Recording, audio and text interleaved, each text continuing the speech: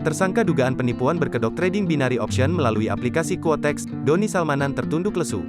Ia seperti tak sanggup lagi menegakkan wajahnya sepanjang kasusnya dibongkar dalam jumpa pers di Bareskrim Polri, Jakarta Selatan pada Selasa, tanggal 15 Maret tahun 2022. Pantauan Tribunnews.com, Doni Salmanan memang dihadirkan dalam rilis pengungkapan kasus yang digelar oleh tim Direktorat Tindak Pidana Siber Bareskrim Polri.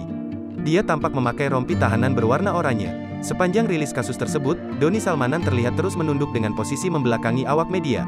Namun, sesekali Doni menengok ketika awak media bertanya mengenai seputar kasusnya. Satu di antaranya ketika awak media bertanya terkait apakah pihak yang pernah menerima aliran dana dari Doni Salmanan harus mengembalikan uangnya kepada penyidik Bareskrim Polri. Termasuk, ketika ditanya mengenai nama artis yang bakal diperiksa dalam kasus tersebut. Seusai konferensi pers, Doni Salmanan menyampaikan permintaan kepada masyarakat Indonesia, apalagi masyarakat yang mengenal dunia trading melalui dirinya.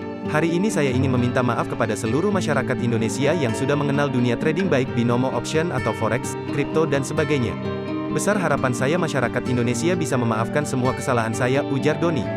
Doni menuturkan permintaan maaf itu diharapkan bisa meringankan hukuman dalam kasus dugaan penipuan berkedok trading binary option melalui platform Quotex yang kini menjeratnya. Kemudian yang kedua saya juga ingin memohon doanya terhadap teman-teman semuanya khususnya masyarakat Indonesia ini agar sanksi terhadap saya bisa diringankan, jelas Doni. Di sisi lain, dia juga mengimbau masyarakat Indonesia bisa berhati-hati mengenai bahaya trading ilegal yang ada di Indonesia.